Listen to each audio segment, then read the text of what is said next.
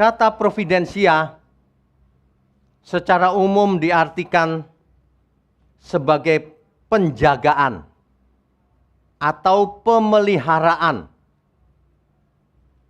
Dari kata Latin providentia. Dalam bahasa Inggris kita mendengar kata to provide, menyediakan, menjaga, memelihara. Pada umumnya kalau orang mendengar kata pemeliharaan Tuhan, lalu orang merasa tenang, segala sesuatunya akan menjadi baik-baik saja,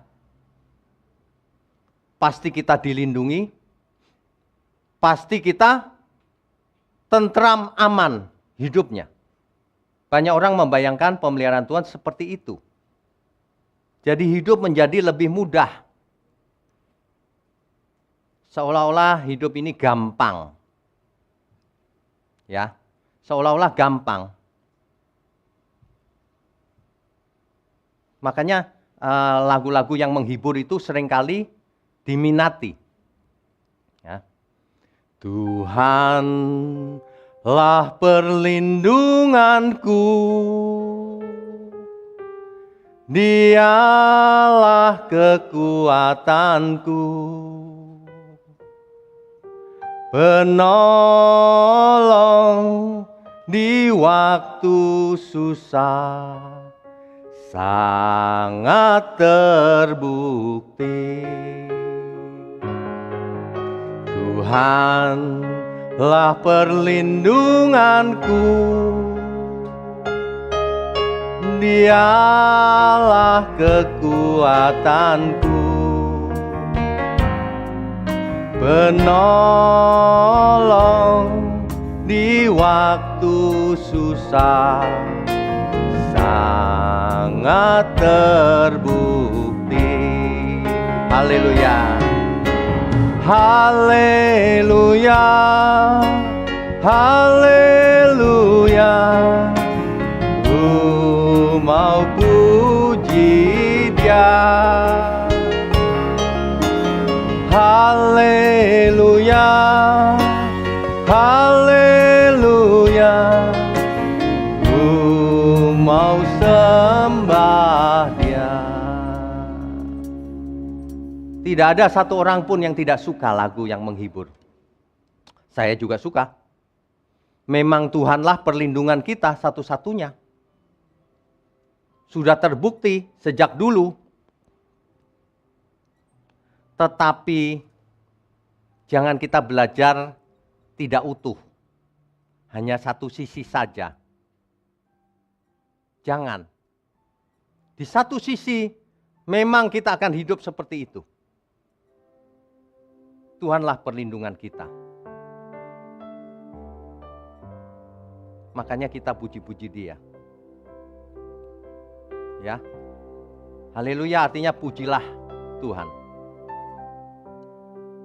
Ini lagu ini sangat lama, kuno, tapi legendaris. Kalau biasanya kalau lagi ibadah penghiburan kematian, lagu ini biasa sering kita nyanyikan.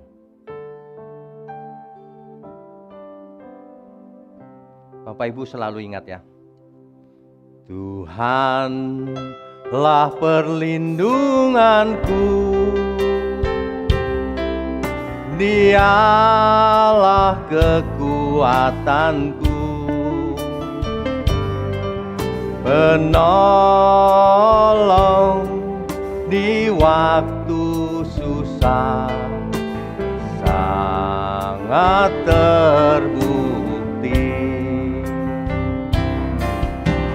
Haleluya, haleluya, ku mau puji Dia.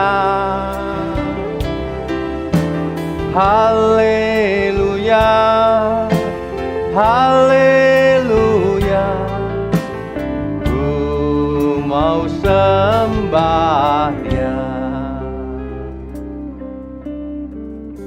Bapak Ibu saudara sekalian,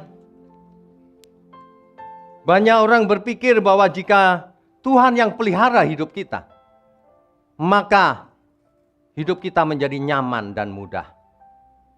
Maka orang akan menjadi kaya kalau percaya Tuhan.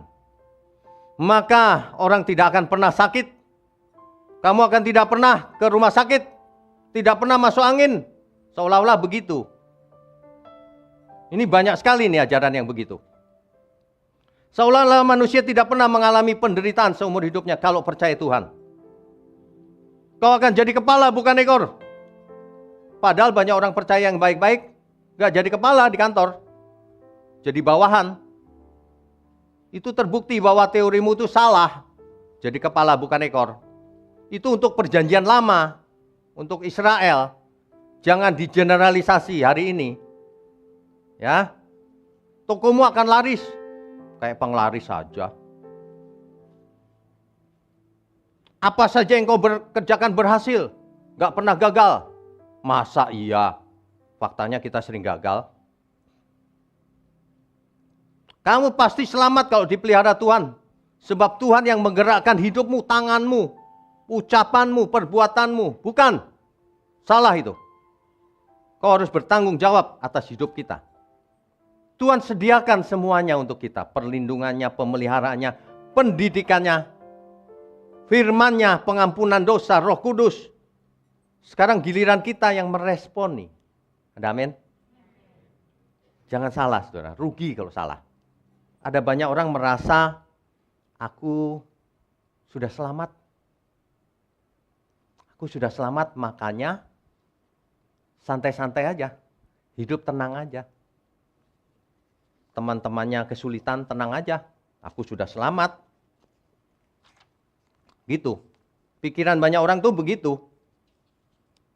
Makanya ya, lagu yang saya dapat itu akhir-akhir ini, itu kan menyadarkan kita bahwa kita berhutang. Bayar hutang, saudara. Yang lalu kan refnya. Ini bodinya sudah jadi juga. Saya ngarang. Pak Aceng juga ngarang, jadi ada 2 versi nanti. Gak apa-apa. Lagu pakai versi ya.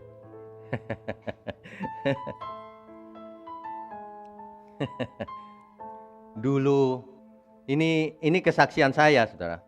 Dulu saya tidak mengerti. Kasih Tuhan itu seperti apa. Saya pikir ya tadi itu, kalau Tuhan mengasihiku pasti semuanya baik-baik. Ternyata hidup saya nggak karu-karuan, saudara. Inikah pemeliharaan Tuhan? Nah, ini pergumulan iman. Saudara jangan hidup nyaman-nyaman saja. Ya, jangan hidup nyaman-nyaman saja. Sebab kalau hidup nyaman, tidak belajar apa-apa. Orang yang hidup nyaman-nyaman saja tidak belajar dia dalam hidupnya. Bukan berarti mencari penyakit, tidak. Tidak usah dicari, persoalan di dunia ini banyak. Lagunya begini. Dulu ku tak mengerti kasih-Mu Tuhan, aku merasa nyaman dalam hidupku.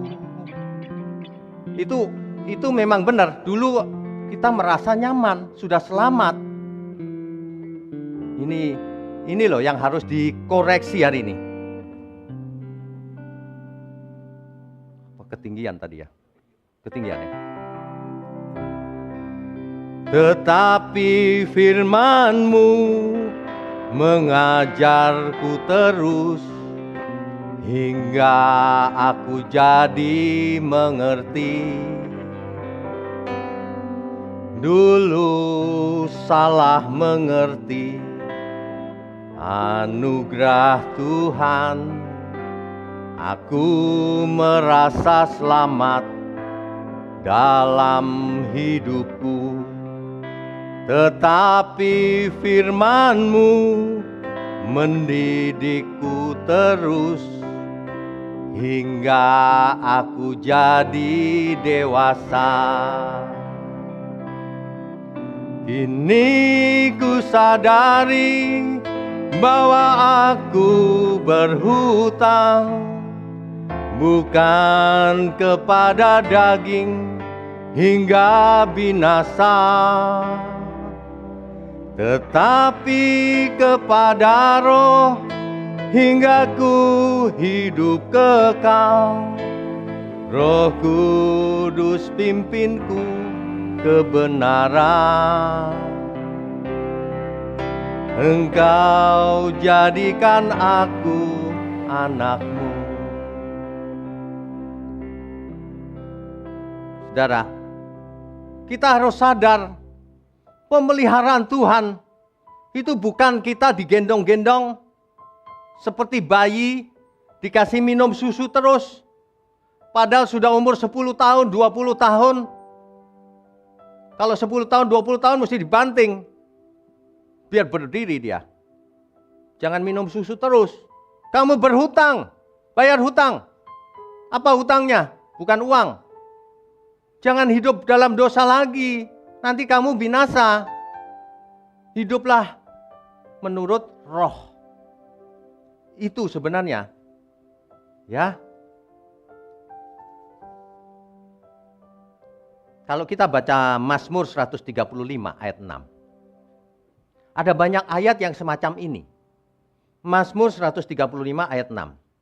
Tuhan melakukan apa yang dikehendakinya. Di langit dan di bumi. Di laut dan di segenap samudra raya. Tuhan yang melakukannya. Nah, kalau seseorang biasa membaca satu ayat, maka ia akan membaca ayat ini sebagai rumus. Oh, semuanya Tuhan yang lakukan. Kita nggak melakukan apa-apa. Ini penyakit banyak orang. Kalau baca Alkitab itu cuma satu ayat lalu bikin kesimpulan. Padahal satu ayat ini adalah bagian kecil dari kebenaran. Harus digabung dengan ayat-ayat yang lain membentuk cerita yang utuh. Amin semua. Kalau tidak bisa salah kita mengertinya. Jangan, ya. Faktanya di dunia ini banyak penderitaan. Orang percaya tetap mengalami persoalan. Persoalan ekonomi, penyakit, dan lain-lain. Tetap aja ada persoalan. Siapa sih yang nggak punya masalah di dunia ini? Dunia bahkan penuh dengan kejahatan, ketidakadilan. Di tempat yang seharusnya ada keadilan, tidak ada keadilan. Itu kata Alkitab. Di pengadilan saja tidak ada keadilan. Banyak rekayasa. Itu kata Alkitab sejak zaman dulu. Tetapi Alkitab berkata gini, segala sesuatu ada waktunya. Apa artinya? Banyak orang mengartikan, oh nanti indah pada waktunya. Bukan. Ayat ini tadi, yang bicara soal di pengadilan pun tidak ada keadilan. Segala sesuatu ada waktunya. Apa artinya? Artinya orang yang tidak adil, tunggu waktumu. Kamu akan mati. Tunggu. Hidup di dunia ini tunggu kejahatanmu itu. Kamu akan mati. Pasti itu. Kita semua bakal mati, saudara. Tapi sebelum kita menutup mata, kita benahi diri dulu. Kita siap-siap dulu. Supaya ketika kita membuka mata lagi, kita ada bersama Tuhan di Firdaus. Amin. Itu kalau enggak percuma. Kekayaanmu di dunia ini enggak ada gunanya sama sekali. Terkenal, kaya, populer, berkuasa, percuma semuanya. Hanya orang bodoh yang berpikir itu ada gunanya sampai kekekalan. Hanya orang bodoh. Itu cuma sementara. Nanti kau turun pangkat, ditinggalin sama banyak orang. Enggak dianggap kau. Enggak ada gunanya, itu sementara. Makanya, dalam hidup ini carilah yang kekal. Khusus anak-anak muda, dewasa muda maupun orang tua, dengarkan yang kemarin malam. Khotbah untuk khusus pemuda dan dewasa muda. Supaya kita tahu sebelum kita menutup mata, siapa sih jati diri kita di hadapan Tuhan? Anak muda mencari jati diri dengan cara apa, atau enggak? Tadi saya kesini di tol, ada anak muda naik mobil sport. Wow, gitu. Saya lagi lihat kayak game aja nih. Nanti kalau wow, bruk, game over. bodoh, masih muda itu bodoh-bodoh. Kebut-kebutan, nggak karu-karuan. Nggak menghargai kehidupan. Sok-sokan gitu. Itu sebenarnya sedang mencari jati diri. Aku hebat loh. Nah itu jati dirinya mau jadi orang hebat. Caranya salah. Perhatikan tuh. Nanti kalau ngumpul, padahal nggak ngerokok. Begitu kumpulannya ngerokok, gayanya itu gitu. Saya sampai gini. Di depan mata saya itu ada anak muda itu kalau ngerokok itu gitu. Ngisepnya itu gaya banget gitu. Wih, gila. Gila, dia nggak tahu dia nanti malam bisa mati. Nanti kalau tua ya, paru-parunya rusak. Dunia ini terus-terusan begitu, saudara. Saya pernah nungguin orang dari malam sampai pagi loh. Paru-parunya udah kemakan kanker, habis. Nggak bisa nafas dia. Lah saya nolongin juga gimana? Aduh, tapi kalau masih muda, kalau masih muda, songongnya minta ampun. Kalau sama orang tua nggak sopan. Iya nggak sopan tuh. Nanti kalau dikasih tahu, cerewet. Waduh, kau belum tahu kok. Banyak orang itu menderita karena kesalahannya sendiri. Nggak salah aja bisa menderita kita. Pandemi kan bukan salah kita. Bisa menyerang kita. Siapapun kita bisa sakit. Pandemi. Ya. Kalau kita melihat fakta-fakta ini, di manakah Tuhan? Di manakah pemeliharaan Tuhan? Banyak orang bertanya-tanya loh. Kemarin ada yang tanya ke saya, Pak, berapa bulan yang lalu anak saya meninggal, Pak. Padahal saya sangat sayang sama dia. Ya saya bisa bayangkan sih, aduh Tuhan, dunia ini nggak ideal. Kenapa ya Pak? Saya cuma bisa kasih tahu, pemeliharaan Tuhan itu sempurna. Tapi skopnya bukan cuma hidup hari ini, skopnya sampai kekekalan. Jangan sampai Bapak Ibu menilai pekerjaan Tuhan atau pemeliharaan Tuhan hanya pada waktu kita hidup. Selamanya, nanti kita akan melihat pemeliharaan Tuhan sempurna. Kalau cuma selama yang kita hidup, seolah-olah kok begini ya. Bisa sakit, hamba Tuhan kena COVID bisa meninggal. Kok nggak sembuh? Sudah minum minyak urapan kok nggak sembuh juga. Sudah didoain, diuyak-uyak rambutnya. Kok nggak sembuh juga? Mana Tuhan? Coba bayangkan. Iya kan? Sudah ditengking-tengking. Dulu ada yang menengking COVID. Virus COVID, kutengking dalam nama Yesus katanya. Pergi. Ternyata nggak pergi. Malah bermutasi. Hari ini variannya makin banyak. Ini banyak orang aneh-aneh. Nanti kapan ya? Minggu depan atau kapan ya? Saya akan khotbahkan itu. Small town syndrome. Banyak orang itu mengalami sindrom kalau ke gereja itu. Jadi orang aneh. Picik pikirannya. Seolah-olah dunia ini baik-baik saja. Seolah-olah di dunia ini hanya ilmu, hanya Alkitab. Sehingga tidak hidup dalam dunia nyata. Small town syndrome namanya. Minggu depan itu. Banyak orang harus disembuhkan satu persatu kemelesetannya itu. Supaya makin hari makin berkenan. Amin semua? Ya, kalau hidup kita tidak berkenan, nggak ada gunanya. Kita sering bertanya loh, Tuhan ada di mana ya Tuhan? Seringkali aku tidak mengerti jalan-jalan-Mu Tuhan. Ya, seolah-olah seperti belantara yang kelam. Saudara pernah bertanya begitu? Saya pernah dulu. Tuhan, di manakah Engkau? Aku membutuhkan Engkau. Ya. Makanya lagu ini Bapak Ibu harus hayati benar-benar liriknya.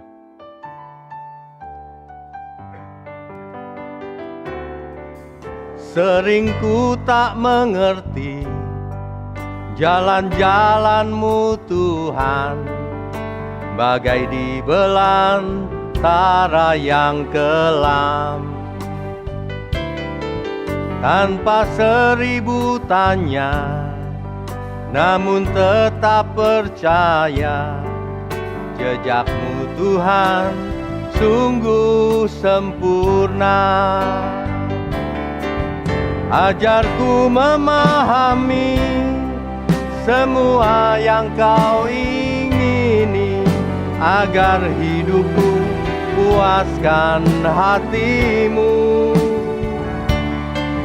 Bagimu aku rela sepenuh hati menghamba, serahkan diri genapi karyamu. Saudara, hidup bersama Tuhan itu yang natural, saudara. Jangan dibuat-buat. Ya, banyak orang itu dibuat-buat. Kalau ketemu orang, shalom. Itu dibuat-buat. Kalau shalom itu normal saja, shalom. Gak usah shalom.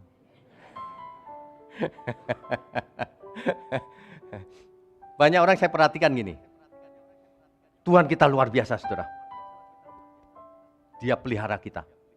Habis itu dibalik minjem duitnya dong, bro. Ini bagaimana sih? Gak usah begitu, wajar saja Tuhan besertaku dalam suka maupun duka. Ketika aku berjalan dalam lembah kekelaman, aku tidak takut bahaya. Sebab gadanya menghibur aku. Mantap kan? Begitu, iman kita harus model yang begitu. Bukan model yang kalau aku perlu sesuatu, klaim janjinya. Meskipun pohon ara tak berbunga, semuanya mengecewakan, tapi aku akan bersorak-sorai di dalam Dia. Ada amin semua? Meskipun hidupku seolah-olah tidak sukses, tapi aku akan bersorak-sorai di dalam Tuhan. Amin. Mantap. Pemeliharaan Tuhan itu nyata itu di situ justru, bukan pada ekonominya, bukan pada kesehatannya, pada karakter manusianya. Banyak orang tidak mengerti. Ya, itu tadi, tidak mengerti jalan-jalannya Tuhan. Sebenarnya kalau kita mau mengerti bagaimana Tuhan memelihara kita, kita harus mengerti natur Tuhan itu bagaimana sih. Ya kita tidak bakalan mengerti 100%, tetapi sebagian kecil yang penting kita harus mengerti. Natur Allah yang sebenarnya itu bagaimana sih? Dicatat baik-baik ya. Yang pertama, Allah itu kasih adanya. Apa artinya kalau Allah itu kasih? Artinya Ia tidak menghendaki seorang pun binasa. Artinya Ia menghendaki kita semua selamat. Amin. Bukan begini, artinya Ia tidak menghendaki kita sakit. Bukan itu. Ia tidak menghendaki seorang pun binasa. Ia menghendaki setiap kita selamat. Itu nomor 1, dicatat baik-baik. Banyak orang salah. Yang kedua, Allah itu berdaulat penuh. Apa artinya? Ia membuat keputusan tanpa pertimbangan siapapun. Dan keputusannya pasti sempurna. Pasti. Sebab Dia sempurna. Apa keputusannya? Menciptakan dunia dengan segala isinya. Dengan segala hukumnya. Ia menciptakan manusia. Memiliki kemiripan dengan penciptanya. Itu kedaulatan Allah loh, jangan dirubah-rubah. Manusia yang diciptakannya itu memiliki pikiran. Sama seperti Allah punya pikiran. Memiliki perasaan, sama seperti Allah punya perasaan. Memiliki kehendak, sama seperti Allah punya kehendak. Kehendak yang bagaimana? Yang bebas. Sama seperti penciptanya.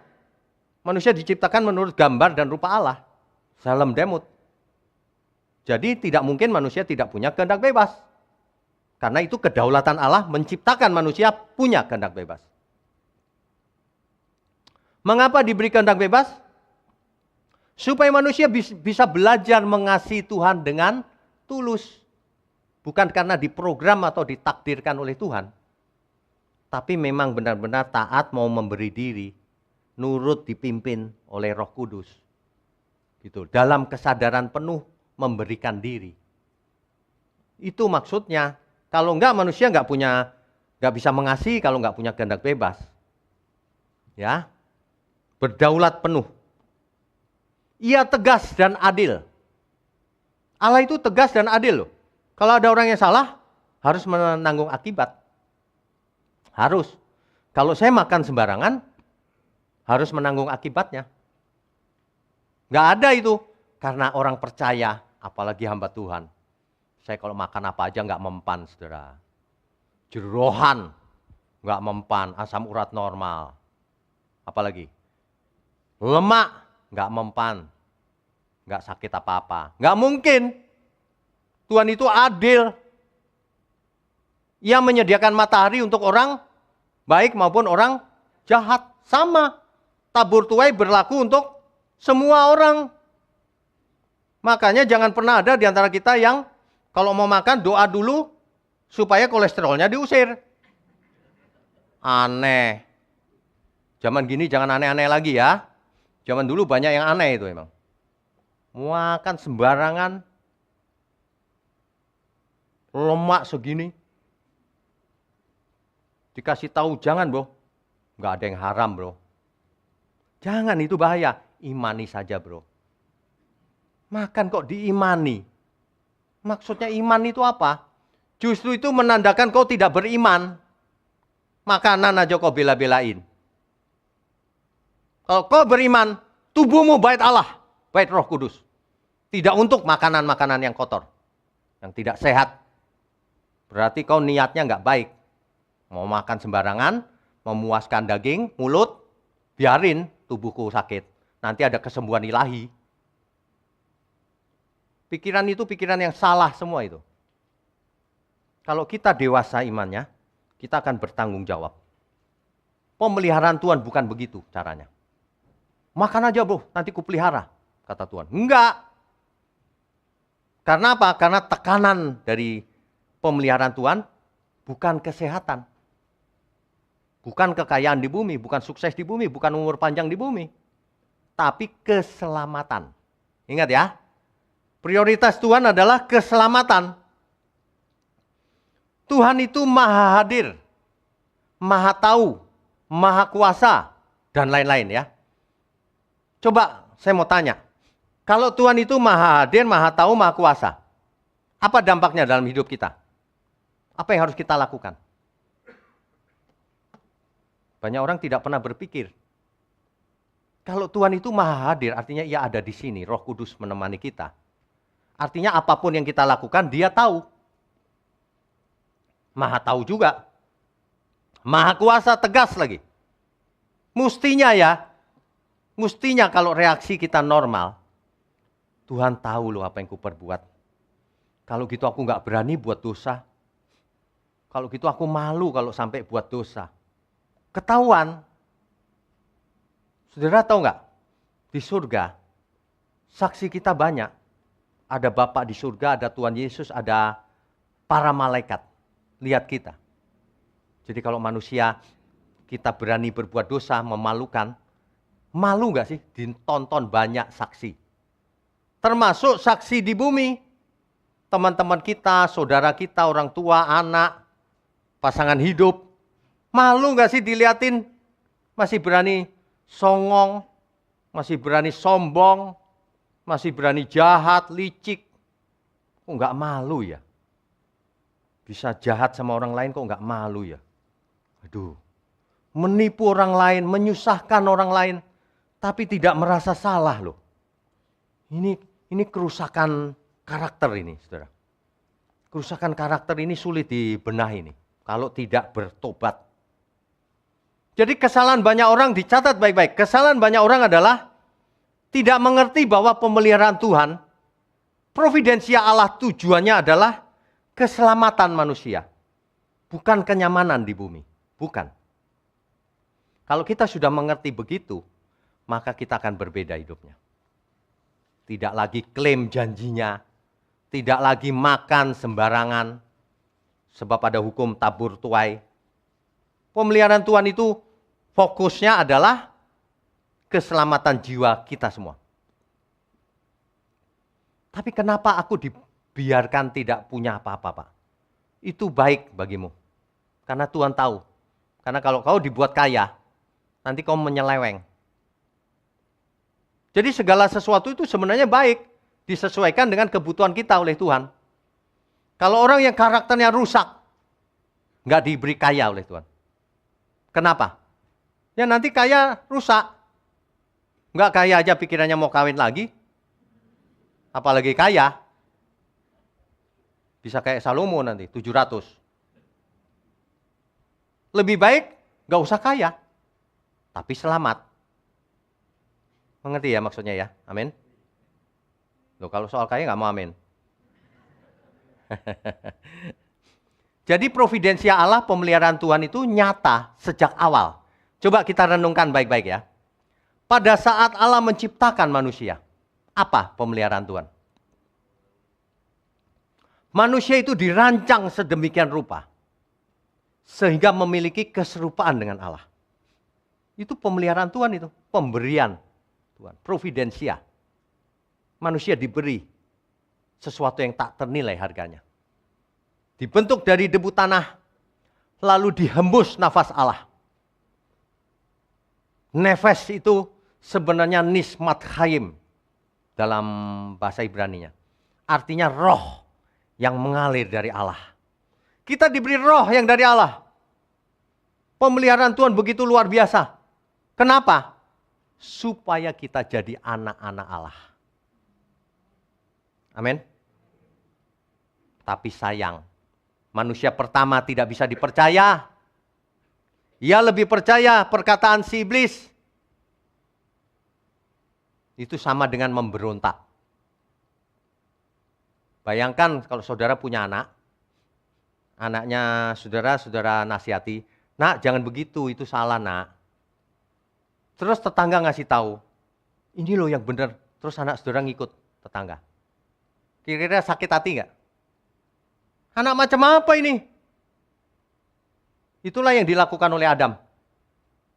Dipelihara Tuhan baik-baik, diberi kekuasaan, kuasai bumi dengan segala isinya. Malah begitu. Jatuhlah ke dalam dosa. Ketika manusia jatuh dalam dosa, providensia Allah tetap ada. Apa? Begitu manusia jatuh dalam dosa, maka Tuhan mengeluarkan dekret nubuatan.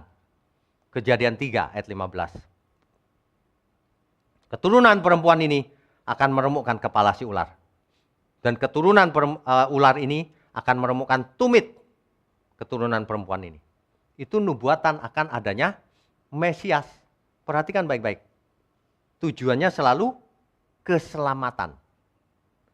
Dari waktu diciptakan supaya jadi anak Allah. Masuk dalam dosa, dipelihara, disediakan Mesias supaya selamat. Selamat itu apa? Selamat itu kita baca lagi. Alkitab itu jelas loh padahal. Selamat itu menjadi anak-anak Allah. Balik lagi.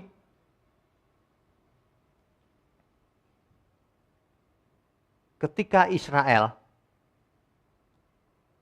dipilih sebagai umat pilihan, dipelihara oleh Tuhan, disediakan mujizat, laut terbelah, sungai Yordan putus, tiang awan di siang hari, tiang api di malam hari.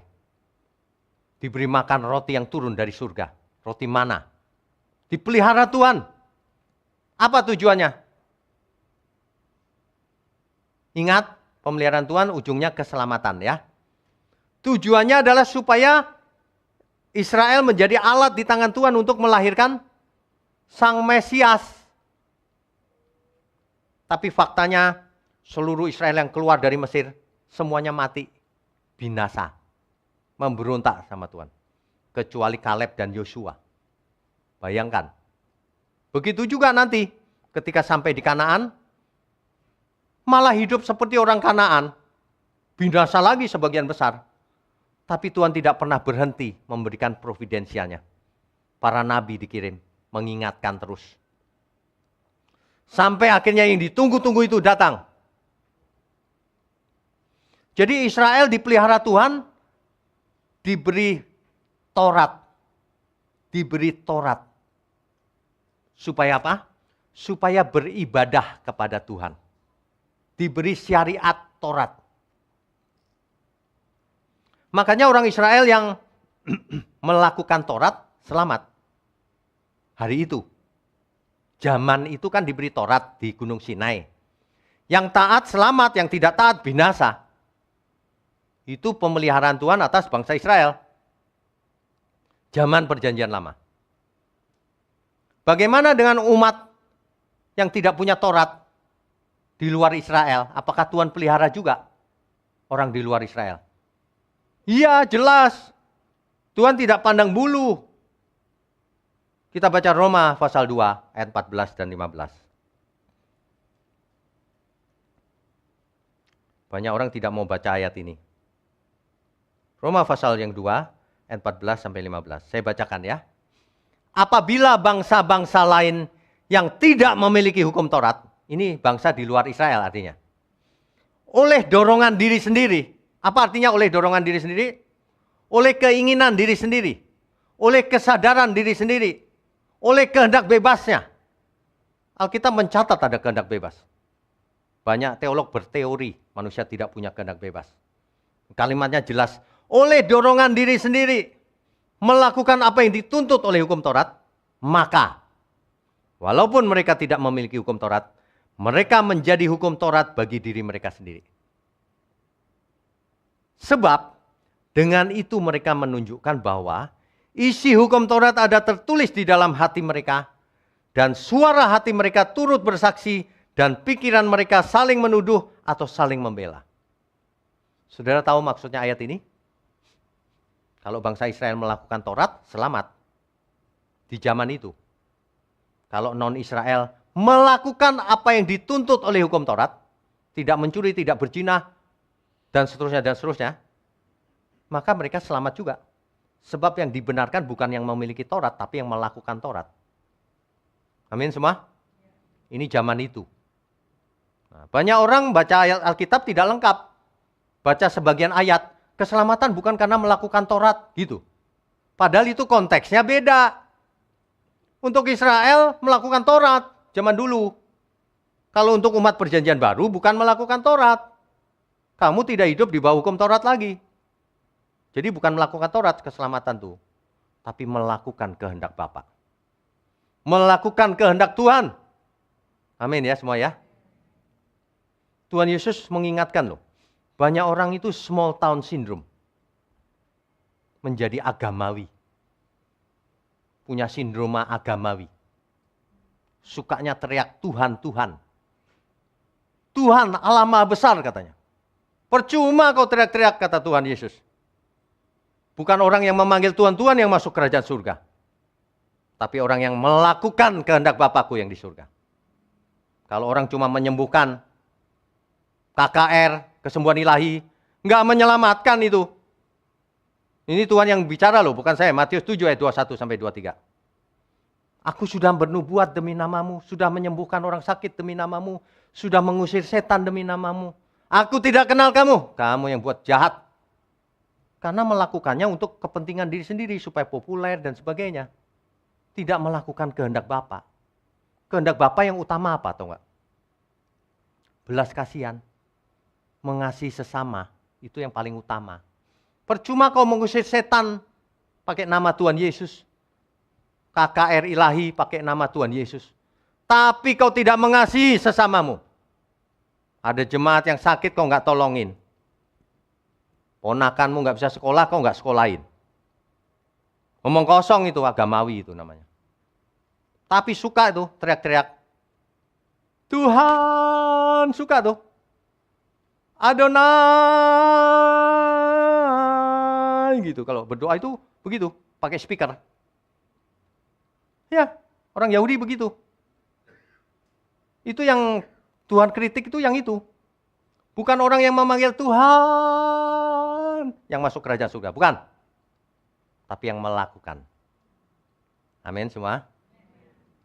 Kita harus melakukan, saudara. Jangan sampai kita agamawi. Suka ke gereja, suka mengatakan shalom, suka haleluya. Tapi perbuatannya berlawanan. Waduh, ini kepribadian ganda namanya. Lain di mulut, lain di perbuatan. Itu orang yang tidak punya integritas. Integritas itu artinya selarasnya antara mulut dan perbuatan. Kalau aku percaya dengan mulutku, perbuatanku tentu saja percaya bahwa aku adalah percaya Tuhan Yesus. Banyak orang percaya dengan mulutnya tapi perbuatannya tidak percaya Tuhan Yesus. Kalau itu yang terjadi, ditolak Tuhan. Padahal providensi Allah, pemeliharaan Tuhan itu sempurna dalam hidup kita, nyata. Bagi orang di luar Israel saja dipelihara. Kalau mereka karena keinginan diri sendiri melakukan yang dituntut hukum Taurat, mereka menjadi hukum bagi dirinya sendiri. Dibenarkan. Ya. Nah, di zaman sekarang, pemeliharaan Tuhan apa yang terjadi dalam hidup kita?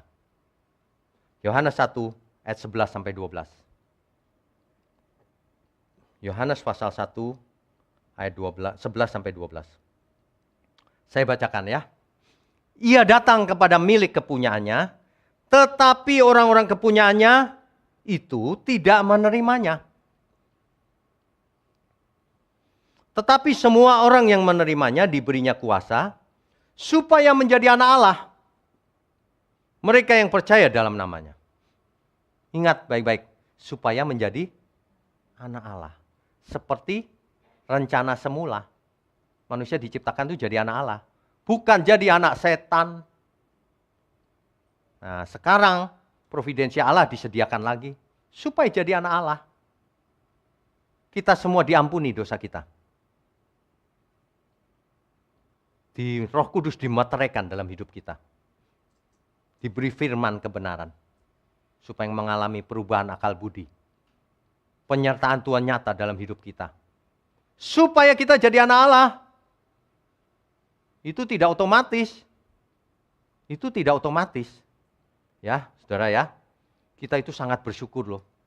Di tengah-tengah dunia yang penuh masalah ini, kalau kita ingat pemeliharaan Tuhan, yang penting aku selamat. Kalau di dunia aku harus menderita, ku jalani Tuhan, ku lewati. Yang penting aku selamat. Amin semua? Lagi pula, kalau ada yang kesulitan, kita harus saling tolong, menolong. Kalau cuma soal sembako, kalau saudara jemaat di sini hubungi sekretariat, kita bagi, tidak masalah. Kalau cuma sembako, ya. Yang penting ada makanan, pakaian cukup. Tahun depan ekonomi akan semakin sulit. Ingat pemeliharaan Tuhan tetap nyata dalam hidup kita. Dalam suka maupun duka. Yang penting kita harus mengerti bahwa pemeliharaan Tuhan bukan bikin kita jadi nyaman, tapi buat kita jadi anak-anak Allah. Pemeliharaan Tuhan di akhir zaman, nanti penutupan, Tuhan akan datang menjemput orang-orang salehnya. Itu pemeliharaan Tuhan, nyata. Ya. Jadi kalau hari ini kita bisa sakit, bisa menderita, di masa lalu kita mendapat perlakuan dibully seseorang, dilecehkan, hidup dalam kemiskinan, broken home, gak karu-karuan dah, gak ideal, gak masalah saudara. Yang penting ke depan kita benahi karakter kita, ya, hidup dalam kehendak Tuhan, penderitaan jalani saja. Tapi ingat, kita harus saling tolong-menolong juga. Ya, amin ya semua ya. Tenang saja saudara. Dalam situasi apapun Tuhan beserta kita. Tentang kesehatan ya kita harus jaga kesehatan. Harus. Bukan berarti sembarangan lalu Tuhan pelihara, enggak. Kita jaga kesehatan bisa sakit, bisa. Dalam sakit pun kita belajar. Itulah pemeliharaan Tuhan. Segala sesuatu mendatangkan kebaikan bagi kita semua. Jika, ada jikanya, jika kita mengasihi Dia. Kalau untuk orang yang tidak mengasihi Tuhan, segala sesuatu tidak mendatangkan kebaikan. Orang yang tidak mengasihi Tuhan, ketika mendapat kekayaan itu merupakan kutuk baginya. Ia makin tidak mengasihi Tuhan, makin jauh, makin kaya. Tapi orang yang mengasihi Tuhan, segala sesuatu mendatangkan kebaikan. Diberi kekayaan, haleluya, aku bisa berkati banyak orang. Aku bisa sekolahkan anak dengan benar. Kasih orang tua, kasih pasangan hidup, kasih saudara-saudara. Hidupku jadi berarti. Jadi kebaikan untuk orang yang mengasihi Tuhan. Aku kekurangan. Itu pun mendatangkan kebaikan bagi orang yang mengasihi Tuhan. Tuhan, aku sedang menderita, tapi aku percaya Tuhan menyertai aku. Itu tak ternilai harganya. Amin. Itu tak ternilai, saudara. Jadi mulai sekarang tenang saja. Apapun keadaan kita. Mau sukses, mau tidak, mau lembah kekelaman, mau di gunung, dimanapun, kita beserta Tuhan. Seperti orang tua kita yang gandeng tangan kanan kita. Lewat berbagai lembah dan gunung. Di tengah-tengah dunia ini, pemeliharaan Tuhan nyata. Jadi jangan salah mengerti. Pemeliharaan Tuhan itu bukan berkat jasmani saja. Kalaupun seseorang disembuhkan dari sakit jasmaninya, pasti ada di balik itu maksud yang lebih utama. Misalnya, ketika saya 3 tahun yang lalu lumpuh, 3 minggu.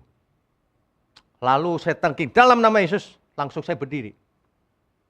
Saya percaya kalau saya disembuhkan Tuhan secara ajaib, ada maksud yang lebih besar lagi. Artinya saya harus bekerja keras untuk pekerjaan Tuhan. Selalu ada di baliknya, saudara. Ya, jadi kalau saudara disembuhkan Tuhan, ada perpanjangan waktu untuk menjadi anak Allah. Untuk terus menyempurnakan diri. Kalau tidak sembuh, mungkin sudah waktunya kita pulang. Enggak apa-apa, memang jadwalnya pulang. Loh, gimana sih? Saudara mau ke surga enggak ya? Siapa yang mau duluan? Mau ke surga tapi enggak mau duluan. Nah ini, saya yang paling belakang, Pak. Banyak yang begitu. Kita ikut jadwalnya Tuhan saja. Amin ya. Jaga kesehatan. Tapi kalau sudah mau dipanggil Tuhan, siap Tuhan. Gitu. Mati adalah keuntungan. Tapi kalau belum waktunya, jangan buru-buru mati. PR-nya masih banyak. Ya, hidup kita harus jadi berkat. Seperti Rasul Paulus itu loh, saudara. Aku kalau ditanya, mau ketemu Tuhan atau masih hidup? Enakan ketemu Tuhan, kata dia. Mendingan aku ketemu Tuhan. Tetapi ada tetapinya. Tetapi lebih baik aku hidup. Kenapa? Bukan karena untuk dirinya. Karena kamu. Karena jemaat yang dia layani. Jadi Rasul Paulus mau hidup dulu aja, melayani sampai selesai. Padahal kalau ketemu Tuhan lebih enak. Hidupnya Rasul Paulus kan disiksa sana sini. Ya. Ketemu Tuhan lebih enak, tapi jangan buru-buru. PR kita masih banyak. Jaga kesehatan, didik anak yang benar. Anaknya ajari kebenaran, supaya tidak perlu jatuh ke dalam dosa yang sama. Nanti seks bebas lah, ditipu sama temennya lah, ugal-ugalan, kakinya patah lah. Ya nggak penting-penting gitu loh yang dilakukan. Hidup ini harus sukses, tapi untuk Tuhan. Amin? Ya, jadi pemeliharaan Tuhan itu dalam masa pandemi pun nyata. Saudara ya, masa pandemi ini sebagian orang bilang, aduh nggak enak Pak. Memang tidak enak. Siapa yang bilang enak? Tetapi di balik penderitaan itu selalu ada banyak hikmat yang ujungnya keselamatan. Gara-gara pandemi, saudara. Gara-gara pandemi, kita jadi online. Pendalaman Alkitab online. Online Bible Study setiap Rabu malam kan? Via Zoom. Gara-gara itu pandemi itu, ada online. Akibatnya yang ikut juga seluruh dunia. Dulu mana ada yang ikut seluruh dunia beneran. Coba aja ikut Zoom, nanti bingung kok ada yang dari Belgia, ada yang dari Belanda, ada yang dari Portland, California, India, Qatar. Bingung nggak? Dari Korea ada, dari Hong Kong, Singapura. Australia. Jadi pendalaman Alkitab kita itu global sebenarnya. Jadi di balik pandemi ada maksud Tuhan juga. Supaya orang-orang dipaksa cari kebenaran. Jadi dia klik sana klik sini ketemu kebenaran. Ya. Jadi jangan sia-siakan hidup. Segala sesuatu bagian kita lakukan. Bagian di luar kita serahkan sama Tuhan saja. Jadi ada dua hal, saudara. Satu yang dalam kendali hidup kita, nah itu kita tanggung jawab. Penuh tanggung jawab. Tapi yang di luar kendali kita berserah sama Tuhan saja. Tuhanlah perlindunganku. Saudara tahu ya, anak kita yang masih kecil itu, saya kalau lihat anak saya masih kecil ya, aduh Tuhan, aku tidak bisa melindungi setiap saat. Kuserahkan ke dalam tangan Tuhan saja. Tolong Tuhan lindungi, kirim para malaikat untuk melindunginya. Karena aku sendiri gak bisa melindungi. Saudara ya, coba deh perhatikan. Di samping saudara aja deh, pasangan hidup dan sebagainya. Bisa saudara lindungi?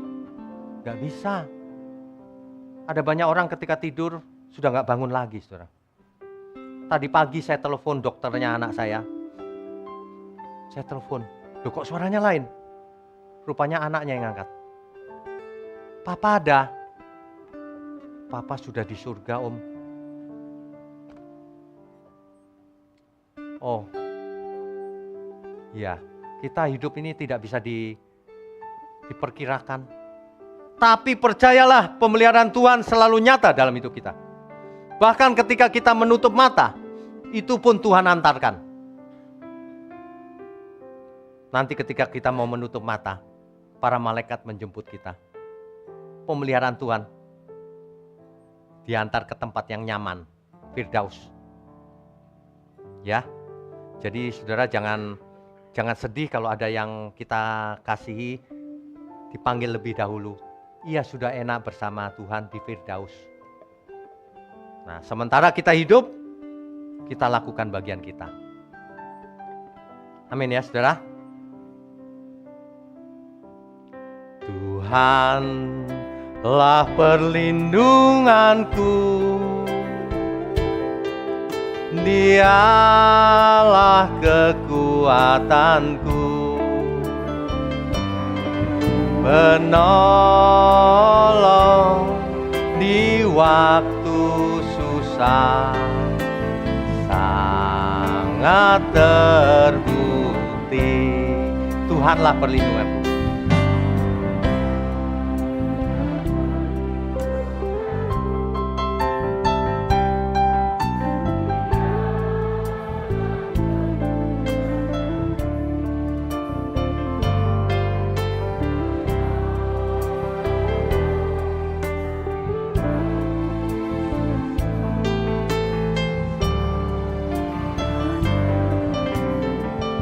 Haleluya.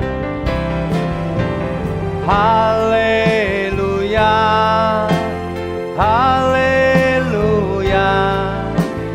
Ku mau puji Dia. Haleluya. Haleluya. Ku mau sembah Dia. Saudara, mulai sekarang jangan takut apapun. Kemanapun kita pergi, apapun situasinya, dimanapun, kapanpun, dalam segala hal. Ingat, Tuhan menyertai kita. Pemeliharaan Tuhan nyata dalam hidup kita. Amin. Bahkan dalam sakit sekalipun, dalam duka sekalipun, Tuhan beserta kita. Bahkan dalam saat-saat kita menutup mata, Tuhan beserta kita. Ia menemani kita, saudara. Jadi tidak ada masalah dalam hidup kita. Masalah biarin aja, kita lewati saja. Kita lakukan bagian kita. Amin ya saudara ya. Saya undang untuk bangkit berdiri semua. Saudara sekalian, bicara soal kebenaran, setiap orang merasa benar. Makanya semua kecap di nomor satu kan. Ada orang yang mengatakan saya paling benar, ini paling benar, itu paling benar. Mana sebenarnya yang paling benar? Oleh sebab itu, hadiri seminar 7 natur kebenaran dan aplikasinya. Seminar ini wajib dihadiri oleh para teolog, apologet, pengkhotbah, bahkan oleh para jemaat sendiri, agar kita bisa membedakan manakah yang benar, manakah yang salah. Inilah alat uji kebenaran yang sangat objektif dan alkitabiah.